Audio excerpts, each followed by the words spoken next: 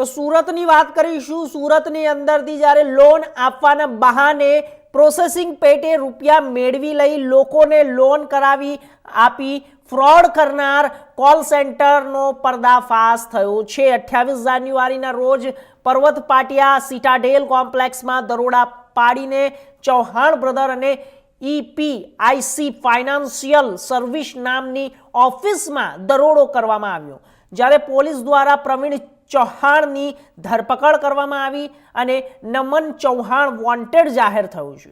3 mobile, 1 laptop, 37 notebook, 1 હાજરી book, 14 sim card cover, 5 sim card સહિતના જથ્થા સાથે મુદ્દામાલને જપ્ત કરી લેવામાં આવ્યો છે। આરોપી લોન પ્રોસેસિંગ માટે 799 અને ત્યારબાદ 24 કલાકમાં લોન મેળવવા 999 રૂપિયા લોકો પાસેથી પડાવતા હતા। જોકે ત્યારબાદ લોકોને લોન કરાવવામાં આવતી ન હતી અને આરોપીઓ દ્વારા અત્યાર સુધીમાં 10 લાખથી વધુની રકમની છેતરપિંડી લોકો સાથે કરવામાં આવી હોવાનું સામે આવ્યું છે।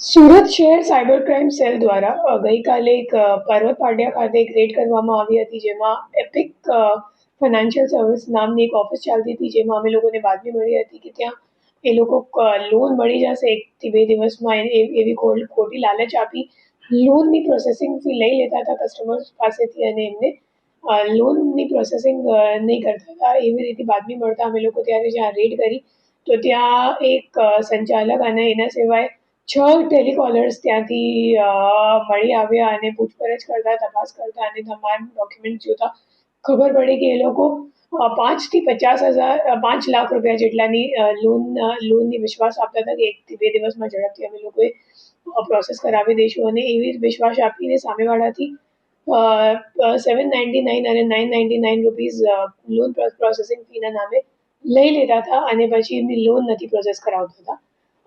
એ જે ટેલિકોલર્સ છે એમને દર દિવસની ટાર્ગેટ્સ આપવામાં આવતી હતી અને એ માહિતી એ લોકોએ મેટા એડ્સમાં એડ ચલાવીને કલેક્ટ કરતા હતા। તો જે લોકોને લોનની ઇન્ક્વાયરી કરવી હોય એ લોકો એડ પર ક્લિક કરે અને એડ પર ક્લિક કરવાથી તમારું નામ અને નંબરનું ડેટા એ લોકો પાસે પહોંચી જાય અને પછી એ લોકોની લિસ્ટ બનાવીને એ લોકો તમામ ટેલિકોલર્સ વચ્ચે વેચણી કરી બધાને ટાર્ગેટ આપવામાં આવતી હતી કે તમારે આજે 100 કોલ કરવાનું છે કે 200 કોલ કરવાનું છે અને એ મુજબ આખી પ્રક્રિયા ચાલતી હતી છેલ્લા 6-7 મહિનાથી।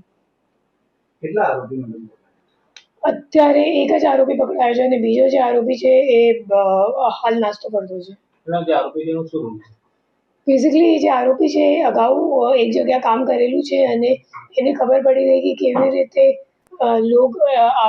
મતલબ એક લોન એજન્ટ તરીકે કામ ચાલુ છે હાલ માર્કેટમાં, તો એમને એમ લાગ્યું કે હું લોન એજન્ટ તરીકે કામ કરી લઉં અને 799 અને 999 જેટલી નાની રકમ માટે કોઈ સાયબર ક્રાઇમ કમ્પ્લેન્ટ કરવા વાળું નથી, એટલે પછી એમને એમ લાગ્યું કે હું ઓનલાઈન કસ્ટમર્સનો ડેટા માહિતી લઈને પછી એમને ચીટિંગ કરીને એમના પાસેથી આપણે લોન પ્રોસેસિંગ ફીના નામે પૈસા લઈ લઈશું। કેટલા પૈસાના લોન લીધા? એ લોકો 799 999 મુજબ અને જે ટેલિકોલર સાથે વાતચીત થઈ તો એમાં દર દિવસનું તમે સમજી શકો 20 થી 30 જેટલા માણસો કન્વર્ટ થઈ જતા હતા કે લોન પ્રોસેસિંગ ફી આપવા માટે રાજી થઈ જતા હતા અને એ મુજબ આપણે અંદાજે અમે લોકોને લાગે છે કે 10 લાખ રૂપિયા જેટલાનું એમને છેતરપિંડી કરીએ છીએ। કેટલા સુધી લોકો સાથે લોનની છેતરપિંડી આપી કરી ચૂક્યો છે? મહિનાનું એમ લાગે છે કે 600 થી 700 જેટલા વિક્ટિમ્સ થઈ શકશે, તો અત્યાર સુધીમાં 3000 જેટલા થશે, 3,500-3,500। કેટલા સમયથી ચાલતું? 6 મહિનાનું તો કન્ફર્મ થઈ ગયું છે કે 6 મહિનાથી ચાલે જ છે। નંબર કેવી રીતના કલેક્ટ કરતા હતા? મેટા એડ્સ પર એડ ચલાવતા હતા અને જેને લોન જોતું હોય એ લોકો એડ પર ક્લિક કરે તો એમનું નામ અને મોબાઈલ નંબર એમને મળી જાય, પછી એ મોબાઈલ નંબર આધારે એ લોકો ટેલિકોલર્સ મારફતે કોલ કરાવતા હતા કે તમે હવે એમને કોલ કરીને એમને કન્વિન્સ કરીને એમની પાસેથી લોન પ્રોસેસિંગ લઈ લો।